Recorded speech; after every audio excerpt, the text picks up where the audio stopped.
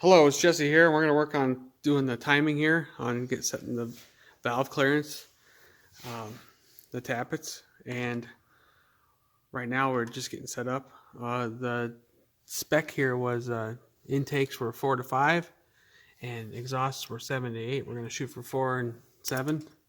Right now we're going to work our way from the rear to the front, and we're going to rotate and get one of the, just start with one and work our way from there. Originally, there was this special tool that was made. There was this component right here holds these pieces on the valve covers up and locks it onto this top piece. I don't think we'll be using that because I'll be able to hold this up while he just works it in there and the wrenches and tightens that up. But anyway, the original part number for that special tool is 11959-39 because earlier 37 and 38 flatheads, big twins, they had the screw-on type pieces here, and this is actually the later one, the 39 and later, where it just sits on there. And then because 45s, they actually use the screw-on ones anyway, but we're good here. We ended up putting Viton O-rings in here. Maybe you saw that in another video of when we were working on this motor. But just because these corks like to dry out, and this is a high heat up here, so, and I don't want to have to tear this apart when they dry out after like a year, because they get warm and just dry out, and because there ain't really much any oil here, because this is an overhead valve, so there's no oil going through here other than what comes up from the tappet here. So we're gonna rotate the motor and get ready here. Right, well, it's starting with the rear exhaust. We're getting ready to set the valve here, and that is supposed to be between 7 and 8 thousandths clearance. And the procedure for this is written here really nice in this old original book here. As each tappet is adjusted, first make sure it is at the lowest position by turning the engine ahead until the like tappet in the other cylinder is at the highest position, valve fully open. So what that means is we're making sure that on this rear exhaust it's closed, but the front one is open, the highest position. Okay, got it. So we got it set for 7, okay. Between 7 and 8. Now we'll rotate it again to do the next one. Same scenario, same procedure. Okay, so when this one's going to open, then we'll do this one. And there you keep going around in circles, see? Yeah. So when we go over here, this one will be open. Next rotation will be the other way around. And now the intakes, they are 4 and 5, right? Yep. Yeah, 4 thousandths and 5 thousandths clearance between intake valve stems and tappets. So to move this stuff up out of the way, we got to use a special tool that Harley developed. It's just a special tool to lift up these keepers so this belt can come all the way up and we can get in there. This tool came out in 39. It was 11959-39 Harley part number. And because in 38 and 37, big twins, these are all threaded like pipe pieces. And the 45s continued on to have that style only.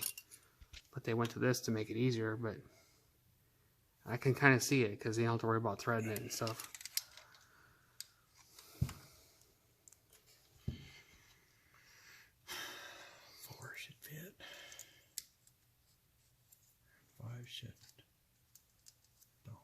Okay, we got that one.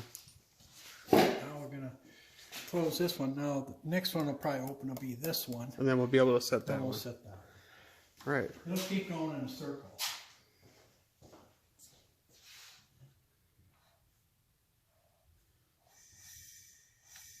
There you go. Well, actually, this one should open. Well, if you're wanting to do, you Well, it don't want to do matter. this one first? We keep going in a circle. Okay, so this then- one's going to open, then this one will open, and then we'll do that one. Yeah, perfect. That's it. Because before we were doing the front cylinder. Yeah. Okay. That's 4 and 5 I didn't know again. which one was going to come up first. Yeah, no, it's all right. This is 4 and 5 again. So That's loose. Yet.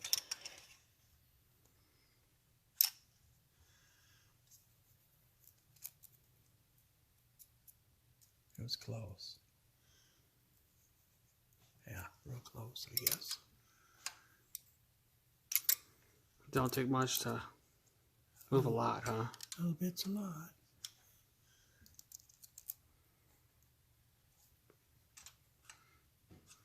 Guess I got a little carried away with just whipping it open.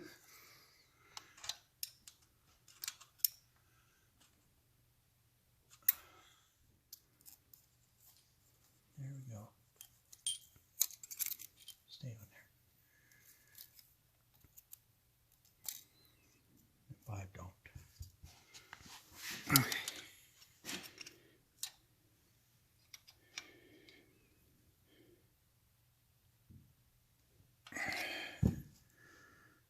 Yeah, hopefully it locked and didn't move it, right? Why would have it moved? Who knows? I could have. Maybe I didn't see it move, so. Here's 4 again. I gotta find it back. You always gotta check after you tighten the nut. Yeah. And here's 5.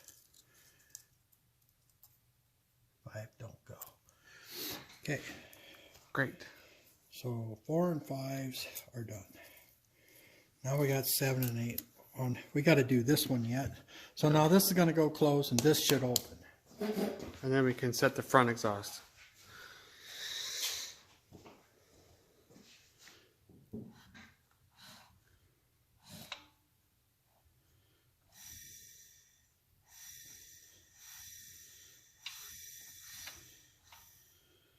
All right, that one closed, and there it comes. There we go.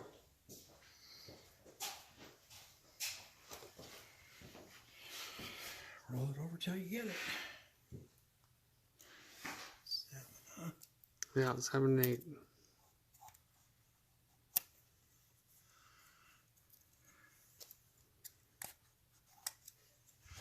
A little loose. Not much.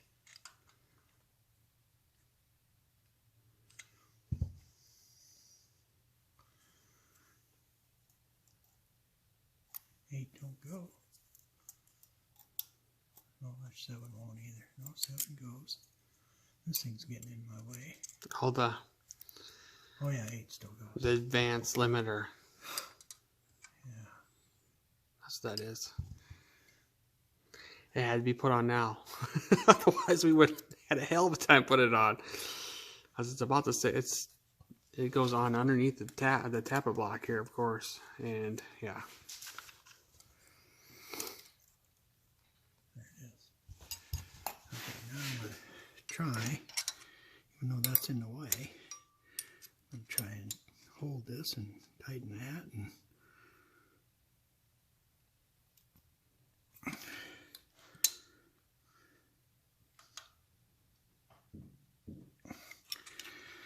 there we go.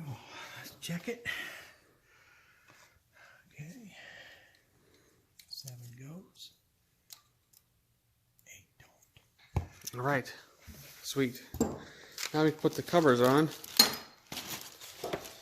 These pieces here. So the bell gets slid down like so.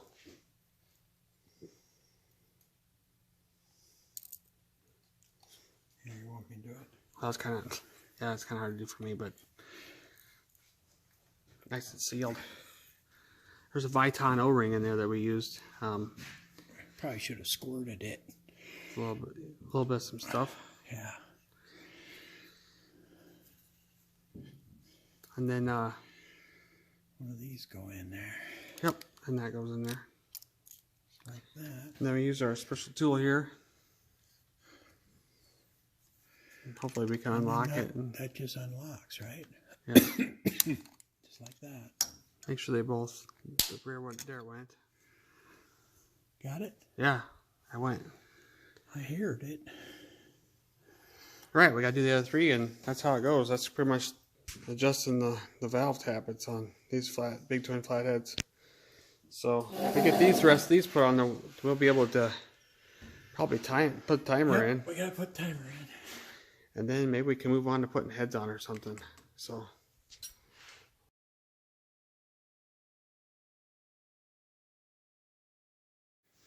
All right, so we got the covers down, and we're about ready to start assembling the timer. The timer has to go together with individual parts. You can't just like throw the whole built unit in here like you can like a knucklehead or a panhead, because of you'll see when we're coming up, but you gotta screw the base down.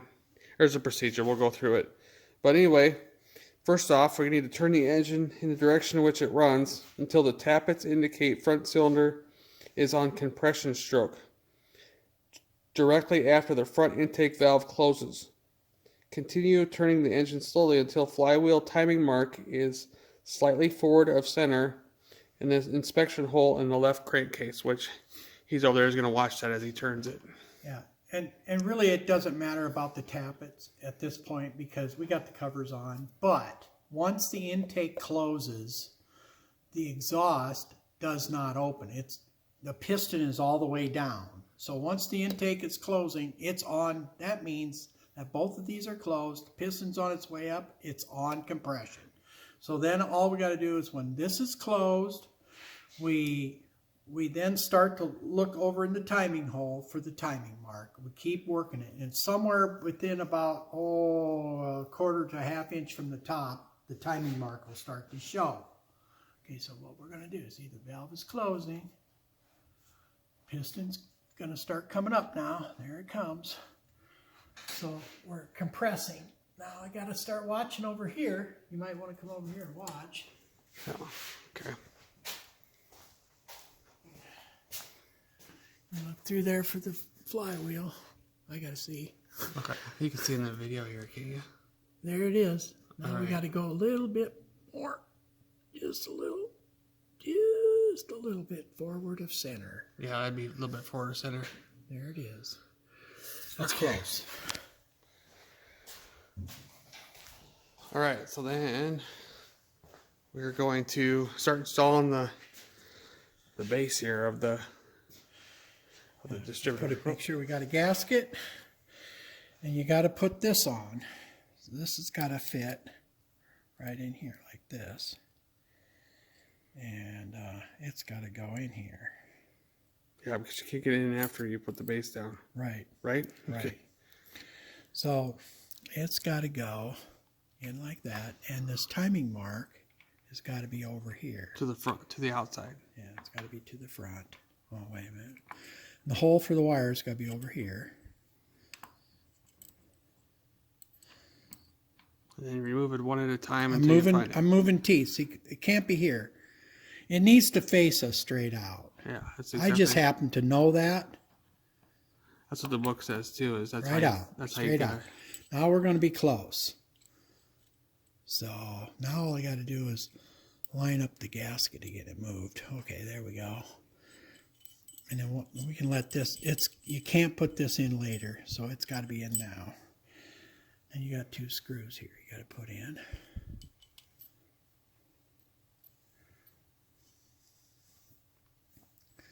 I just know that this timing mark has to face straight out when you're timing marking the crank. Yeah, that line right there. Yeah, I see it. Okay.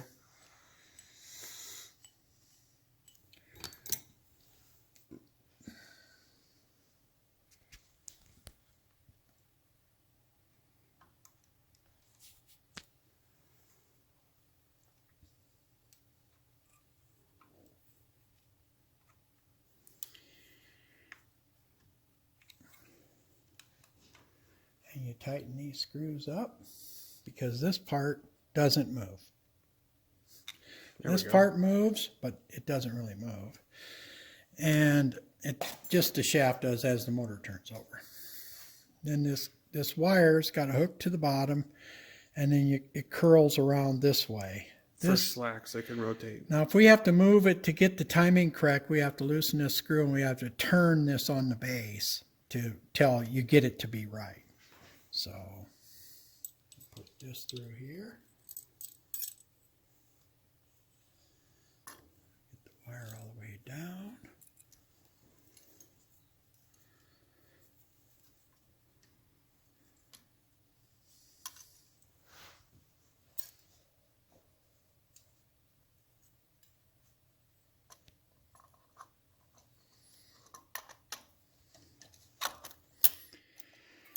See, the heel lines up with the deal just about on full advance. See there? Yeah. Just about right. Now, I don't know if it's actually cracked yet, but we will here in a little bit. And this point system here is obviously not the real stuff that was back in 1940. Somebody's modified it. Modified it and changed it. To a later stop. And we're going to check and see if they work and everything here coming up. But I think we're good, though, but we're going to find out. We're going to double check them. I did test the points individually off of here, and they do make and break. So, but yeah, it may not be just perfect right now, but we will find out. Next thing I got to do is I got to take this spring.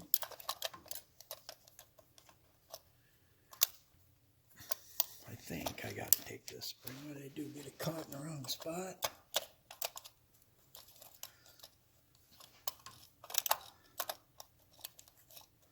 I might have. No, I didn't. I don't know what was wrong. Okay. There we go. So you got to line this dimple up that's in that spring.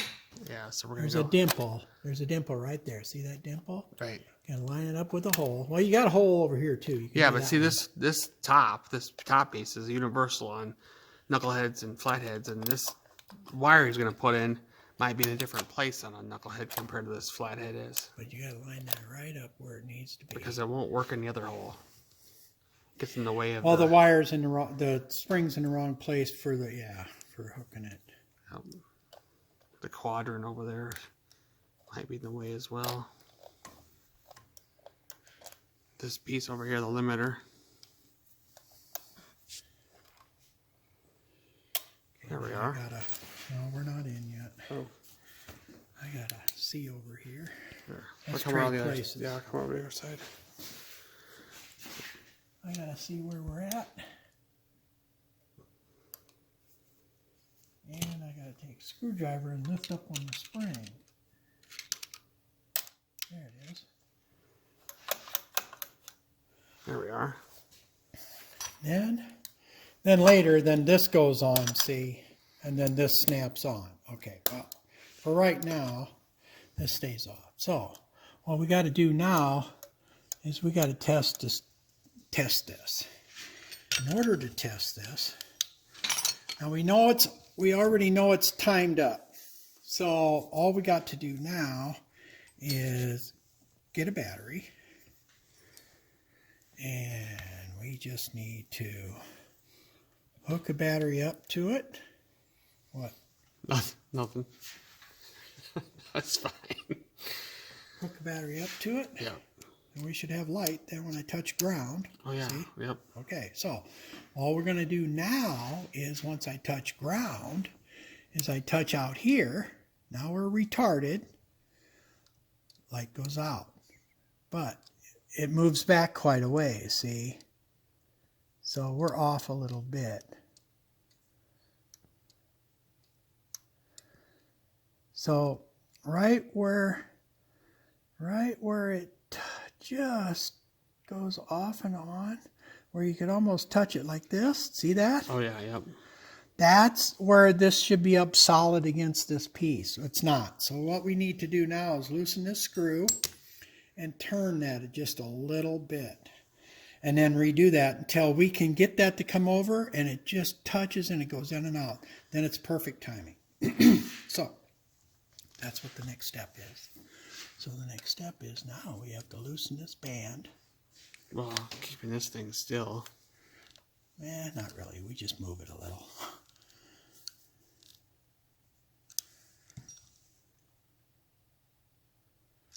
In fact, I just move it so I can feel it move, and then that might have been too much. Oh, yeah. See, but you got to loosen it so much, get it to move. Yeah, I get it. We got to start over again because. Well, we got to test it again. Yeah, it's just the way it is. And then this was all the way up to 40. This style is 46 and earlier. The later ones are a lot nicer. They got this piece screws in the side and it's got a deal, and it's got a scribed line, and you just tap it a little bit and tighten it. It just works so much better. Yeah. Or easier. That change happened in 47. It went on See, to... I'm not advancing at all. I'm not even close. I got to pull on it. Nope, I moved it too much. So now I got to move it back. I moved it ahead too far.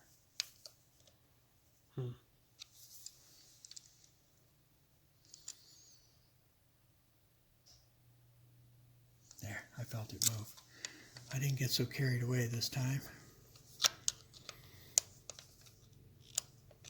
Okay, let's see what I did. Well, maybe. Yeah. About where I used to be. Oh, it's not quite touching yet? No, I'm pulling back, see.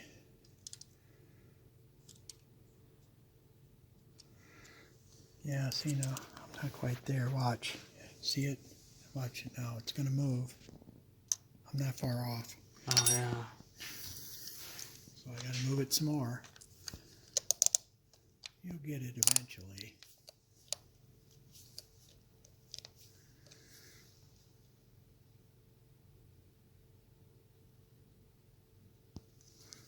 Boy.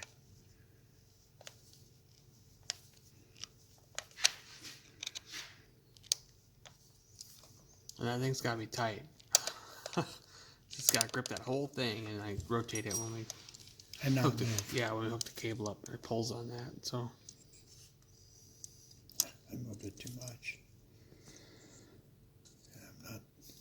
All right. Well, we're gonna get this eventually. You got to play with it back and forth till you get it. We'll get it here, and then It's possible.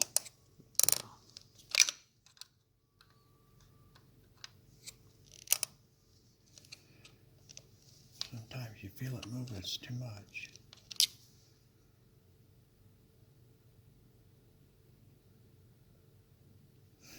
I felt it move.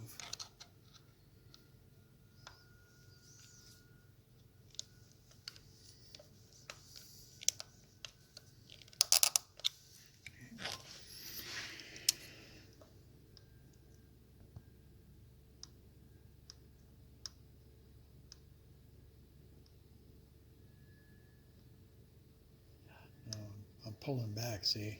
Oh, yeah. I want to get right there, and all I got to do is touch this, and it bops off and on. Okay. I'm just gonna mess with this for a while. I'll be right back. Yeah, I'm still messing with it there, but this is the later 47 and later style distributor. This is the distributor for the 56 pan head we're working on. But there's a line he was talking about, and the base here is showing that when this was assembled, when I put this together, this clip is in the back one, and see how we're using the front one in this flathead here. But there's this gets pulled and this thing just turns. The whole base doesn't turn like that one does. So a little bit better. But anyway, nothing much different.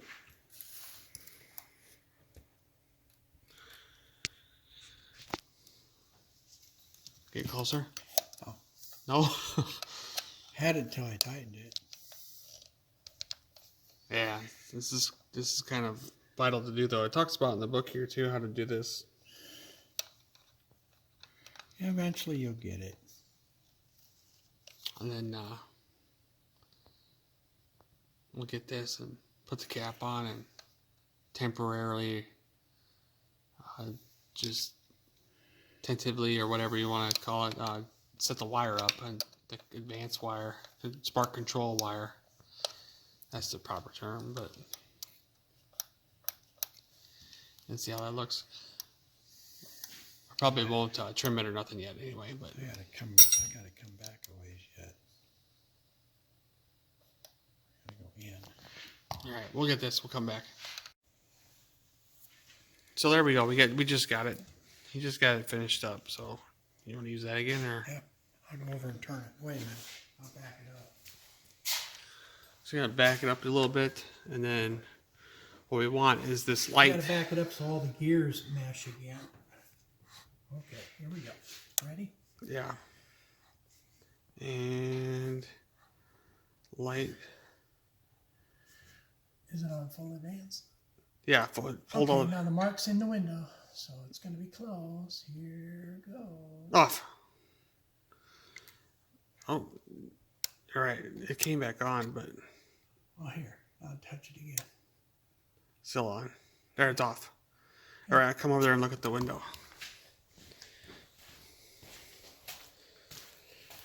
It should be, the line should be just in front of center. Yep, there it is. Just front of center. Cool. All right. I mean, it could be moved a little, but close enough. All right, so we know that our full advance is set up right now. So now when we hook up a cable, it'll retard for start, full advance for full run all the time. So. And I might not ever need to put it on retard to start it. It might, because I'm not going to ride it when it's like really cold out or nothing. Or does it Well, need you it? never know. It depends upon how they fire, because when they're on full advance, then they fire when the piston ain't at the top yet. So it just depends. I used to start my old panhead on full advance before I had an out of advance distributor, and I didn't have any. As long as you don't turn the key on too soon, you roll it up, get it charged, and turn the key on, and just give her a big kick, she'll fire right up. And Sweet. Well, the next thing we need to do is put that. We're going to try the spark control cable here and make sure this all works and stuff. So we're not going to trim the cable quite yet because we're not sure where it all runs, but we can have the tail hang out and we can use it, you know, just to verify. And then we'll, because we want to be able to make sure that this thing moves fully when we rotate our handle, right? yeah, we got to put it through the hole. Okay, it's out here. Let's see if I can get it down in there. I don't think I turned the screw in, but I might have. So I'm running this wire in through this line there. Yeah, I think it turned the screw in. Let's try this again. Oh, did you get it? No, Oh, you had it. no, you had the screw in. I was starting to move it when I was pushing the wire up with it. Well, it still is. What's going on here?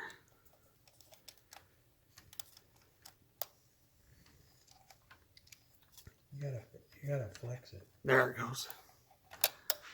Wow. Okay. Just pull the wire. You gotta pull 6 inches through it. I can't get a good hold of it. Oh, here, let me do it then. Jesus. Well, ain't that? It's just that. Oh, you gotta use 2 hands. I said you gotta flex it like this. Okay. You gotta flex it.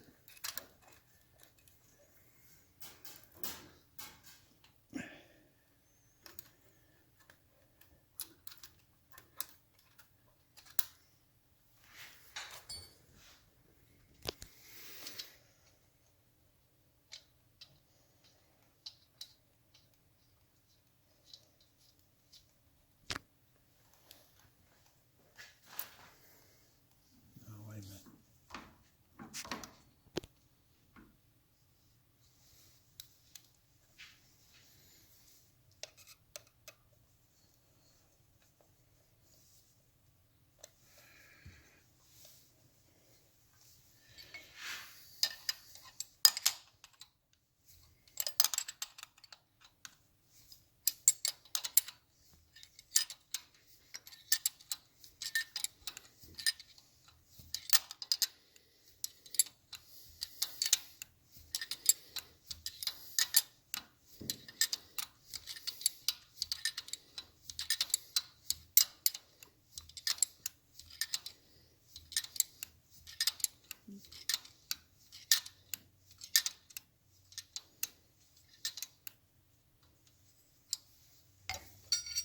go.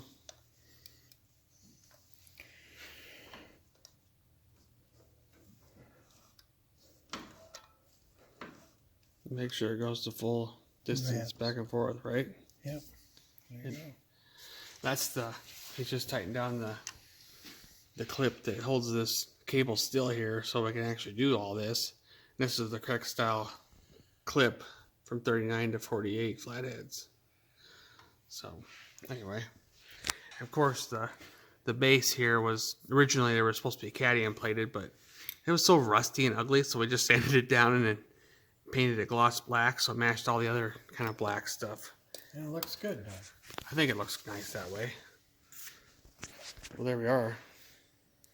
So I think we'll move on. It should start. Yeah, sweet. So I think we'll move on to maybe putting the heads on or something, huh? Yep. All right.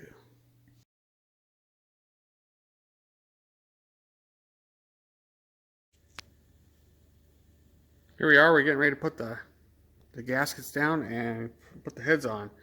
We're going to go with these copper gaskets here.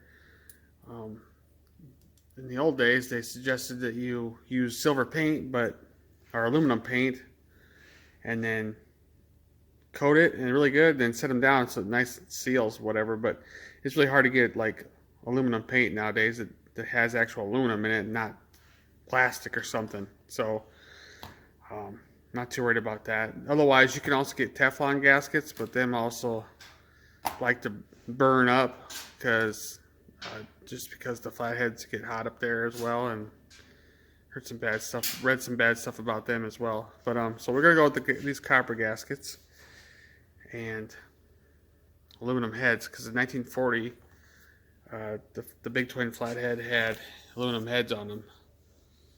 So with that, the torque specs for the aluminum heads were 60 to 65 foot-pounds, and then we got to run all of these in, all 9 of these bolts in, all the way down until they just start to touch. And there's like a procedure. We're going to go over that here in a little bit here when we get work on this, but let's move on to getting these heads on.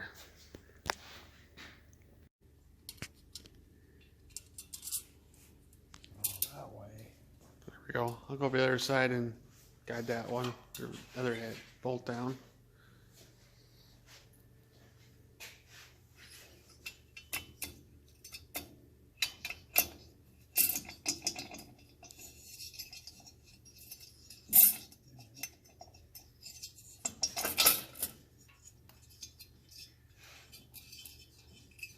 There we go. So the book says to run them all down and so they just start to get snug, and then you gotta go through each one of them in 3 increments going up to 60 for the first cycle, heat cycle, which we won't get to the heat cycle until we get to actually start this thing. Then we'll have to retorque them again later after we get it running. But the book says for the torque, just to secure them snugly, or secure them, I mean. So then again, back then they probably didn't have abundance of torque wrenches, because we come across that a lot in our manual, securely. So from what I can tell on some of the shop dope stuff that Harley sent out in the old days, that they actually put a spec in the later years for the 45s that were still running all the way up to 73 when they actually had torque specs on stuff by then. So it's saying 60 to 65 foot-pounds as a total tight. So we'll work on getting the gaskets and both the heads down real quick here, and then we'll get ready to go over the torquing procedure. We'll get all the head bolts down. They're just starting to touch the washer there. And we installed the top motor mount here, head steady. And the procedure on that is to just run the head bolts down, line them up, and then you shim it. There's 3 small thin washers, and there's a thicker one there. But some manufacturing differences would cause like the washers to be different, so you wouldn't need as many, or you would need more. This one ended up needing 3 with a thick one. And what you do is once you have this loose and on there on both of them, then you find out where this is at, slide washers in there without squeezing this, leaving it straight, and just filling the gap in, then running the bolt through, and then tightening it down tight, and then locking it with the pin here. So we got to torque this down, probably torque it to 50 foot-pounds or something. Then we'll start our sequence of running the head bolts down, and then in like maybe 3 different increments, like all the way up to like 60. So 20, 40, 60, probably something like that. According to the manual here, it talks about installing the cylinder heads. It talks about how you're supposed to use a new gasket each time. Ensures leak-free joint. Old gaskets should be only reused in emergency. Always use new ones. It talks about a light coat of engine oil or grease on both sides of the gasket, which we didn't do that, but it's not a necessity. And then you gotta make sure the tops of the cylinders are clean, which they were. Installing aluminum heads.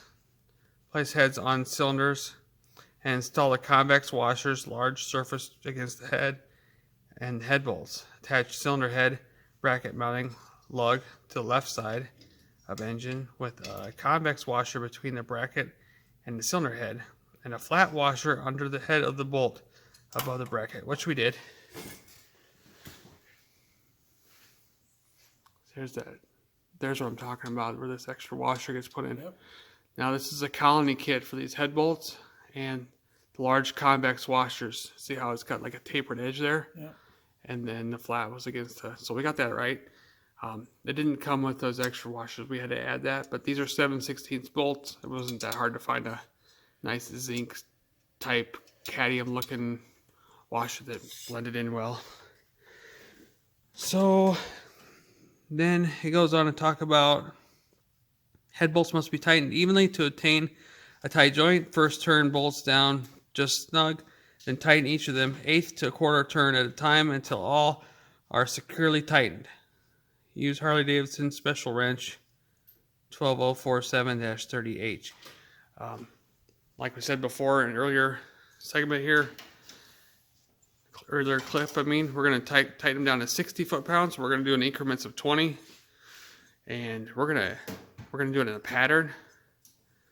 So we're going to do a crisscross pattern, and that should be good. And we're about ready to get started here. So anyway, we left this kind of somewhat snug. We tightened it to like about 20 foot-pounds right now.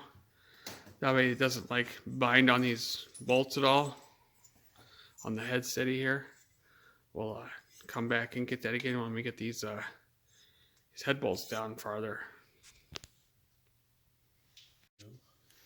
So far we got this one in our first increment of 20. This one's next. He's doing one over there, and we'll jump over here and get this one. Actually, I didn't do that first. I did the snug and then a 1/4 turn. And okay. Then I'm going to do the 20. Okay, that's good. I think that's what they're saying anyway. So.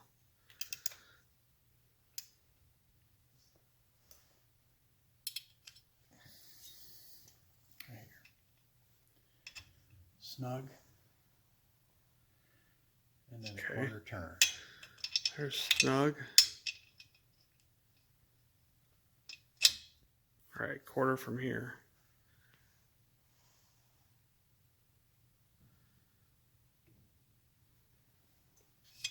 All right.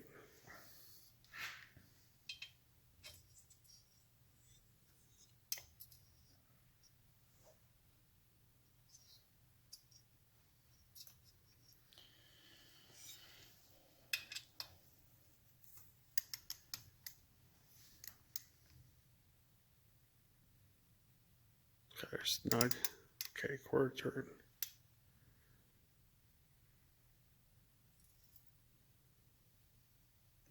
There you go.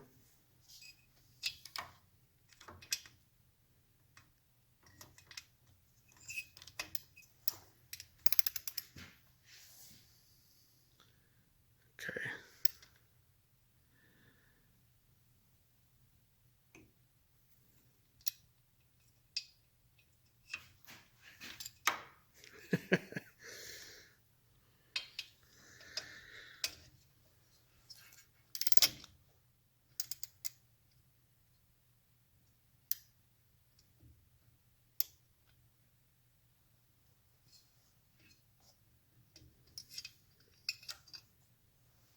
I think I gotta do this one, isn't it? Yeah, that's the last one. Where's this one? It's this one. It's odd man out. Yeah, it'd be easier if it was an even amount. The pattern would be easier. Or if it was just for like a knucklehead or a panhead. Okay, All right. so we got them all. All So right. now we're going to do the 20 foot-pounds.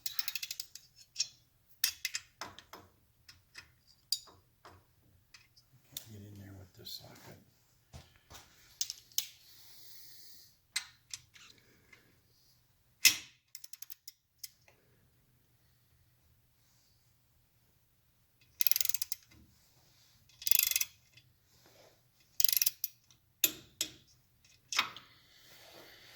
There's 20.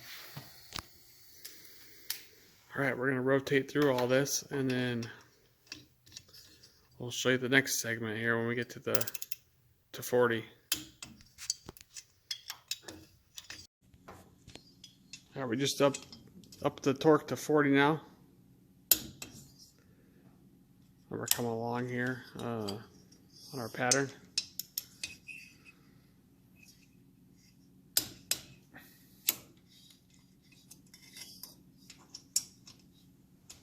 Oh, yeah.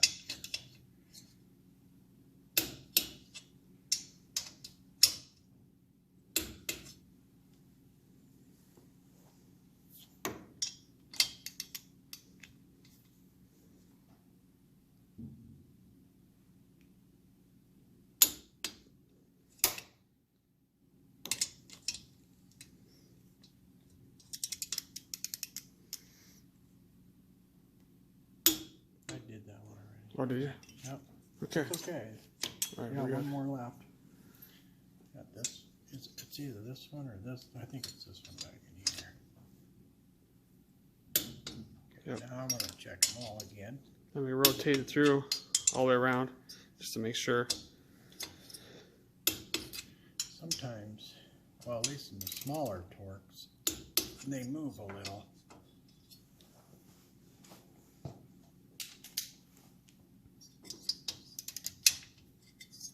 Yeah, I didn't think we did this one yet.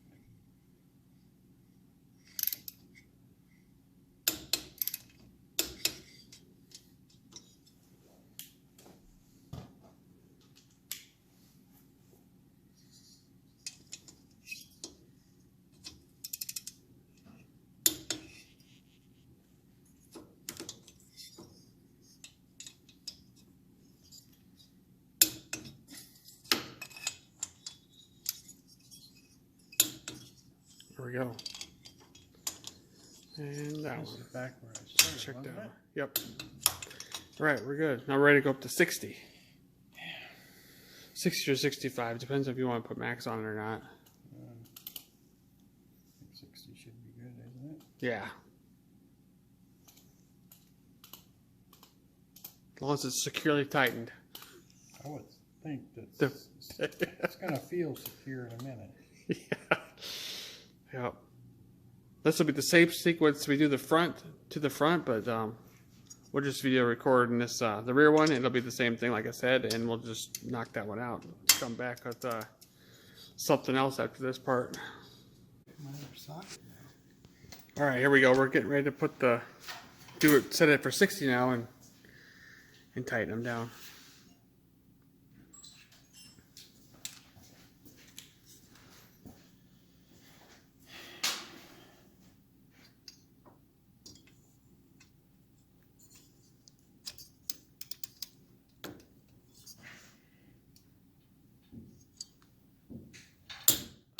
There we go. And then that one. Yep.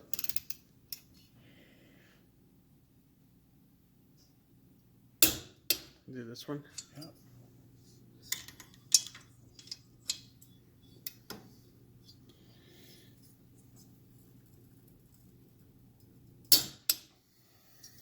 Okay, you want to do one of these? Yeah, I can. Whichever.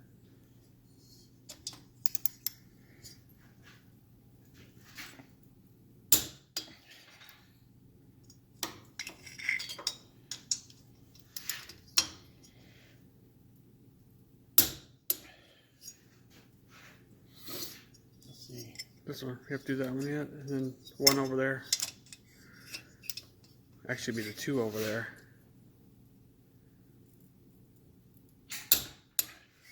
And then, yeah, I think it's these last two.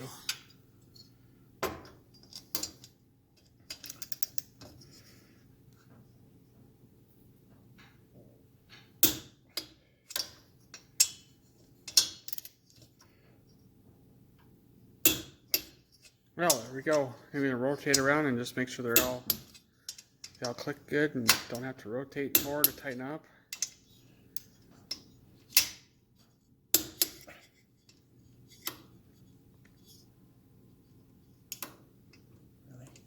Really?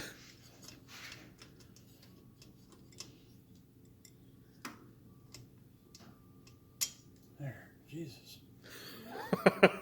It's that frame is tight on this socket. I should have changed it. I didn't want to. Yeah, almost had to leave it behind. Yeah.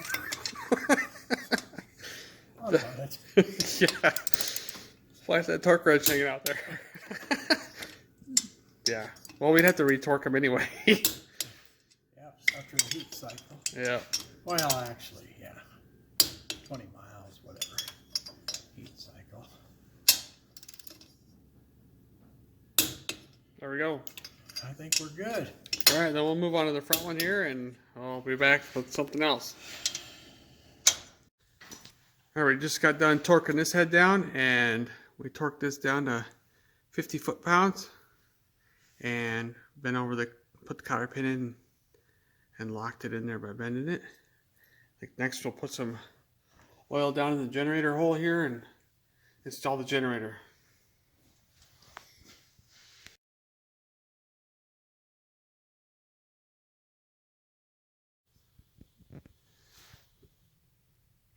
Pour in or pour out? There you go. There we go.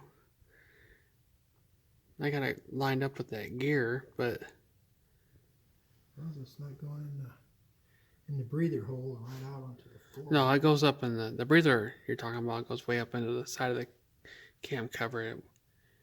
It wouldn't go right into it unless I'm like shooting right into the. That's what I meant. No, I'm not straight in. It has to be straight in to do that. Then we put 4 ounces down in there. So that gives our cams and our gears, everything, a nice bunch of oil to start with.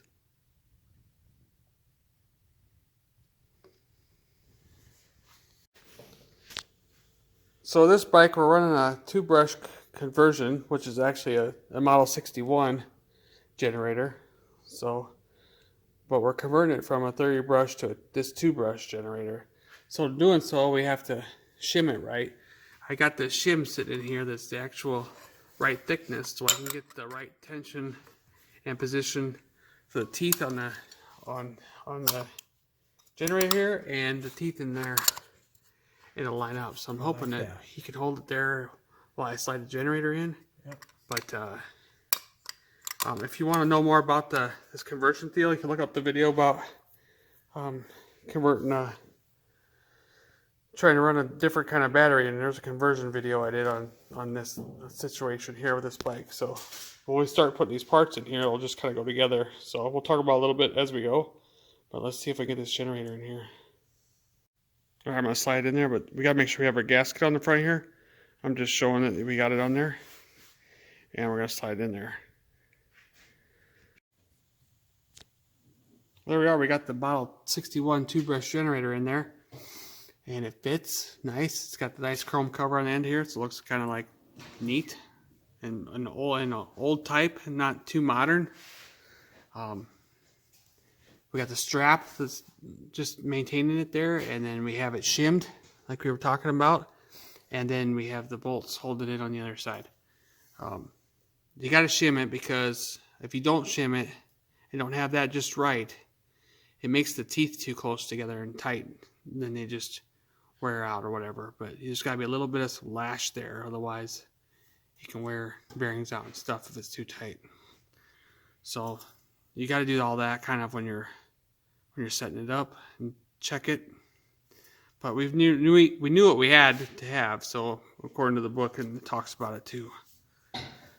So we got it set good. Now we're ready for something else here.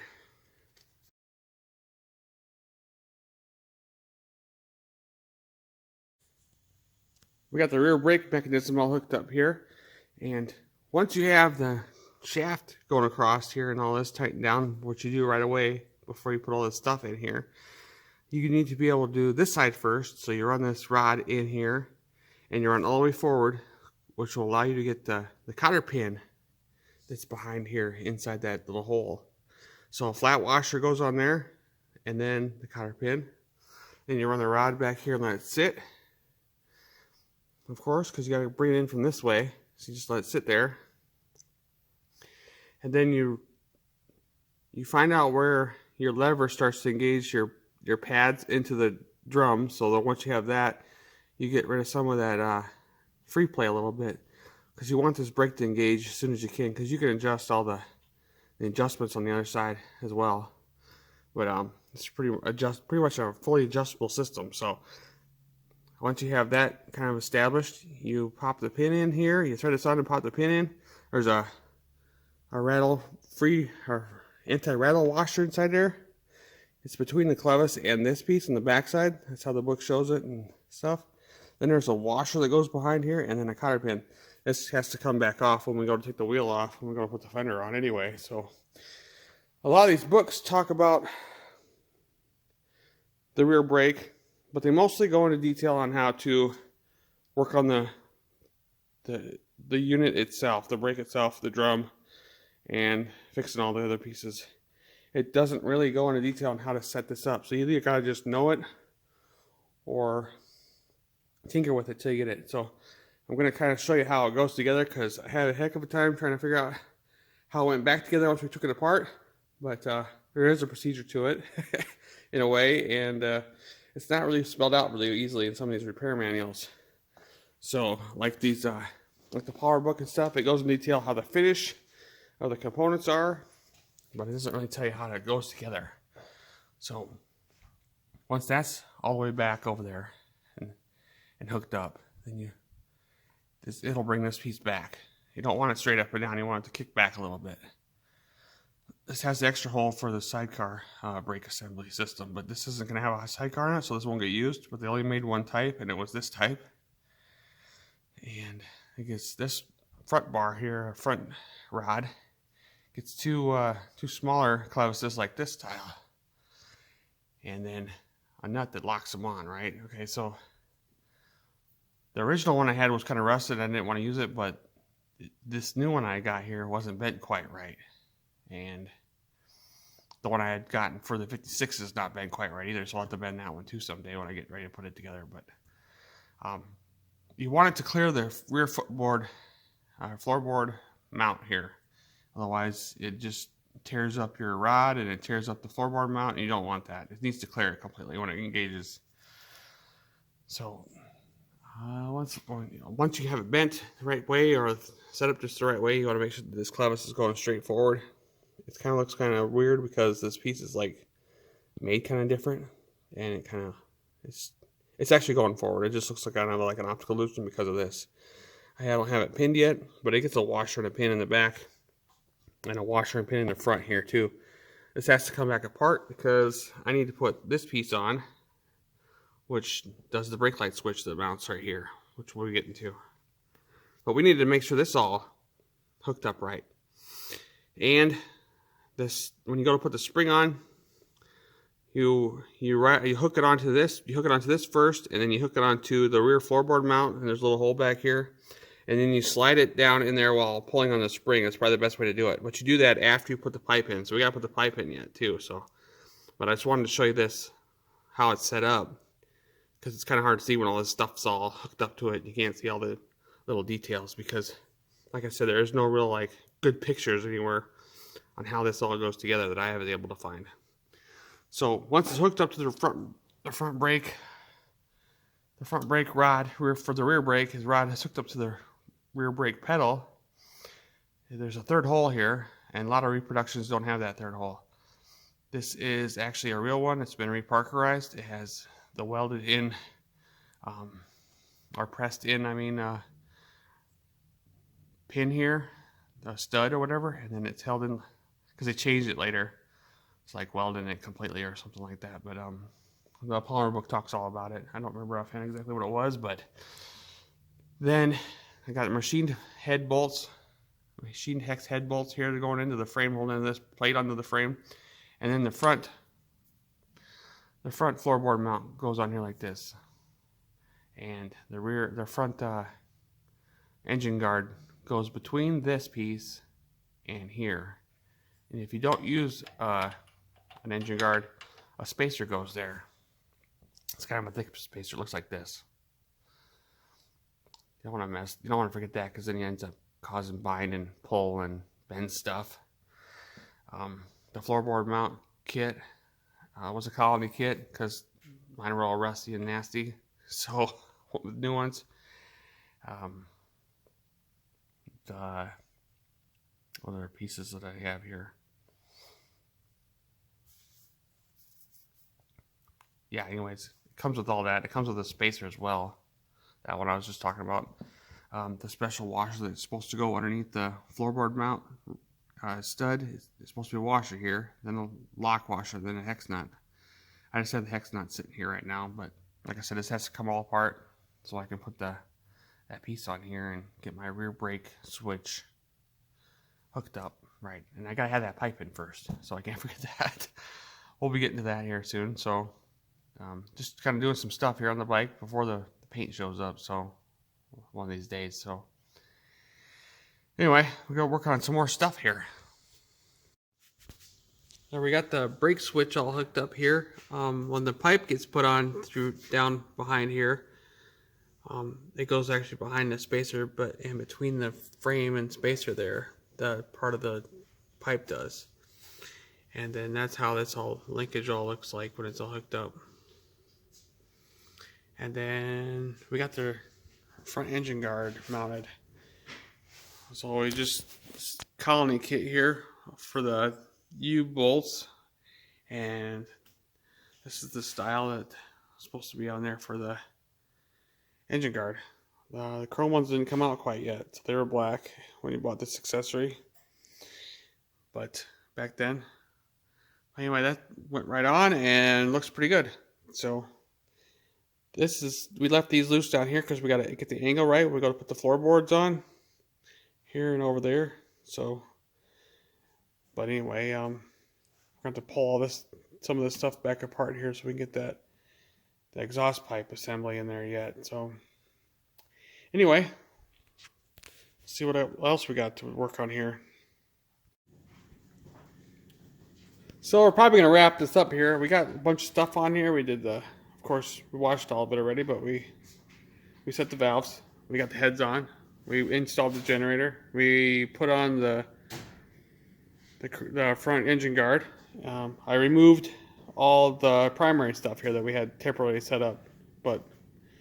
So next we're going to work on putting the stuff in and putting the inner primary cover on. But we can't really do that, and I don't really want to do that until we have a fender installed, because it has to hook to this, and this oil tank has to be in the right spot. So then we'll be able to tighten it all up. But anyway, hope you enjoyed everything, and we'll see you again soon. And we got some other stuff coming up, of course. More work on this bike and some of the other bikes we're going to be trying to work on yet this winter. So let's see what happens here. See you again soon.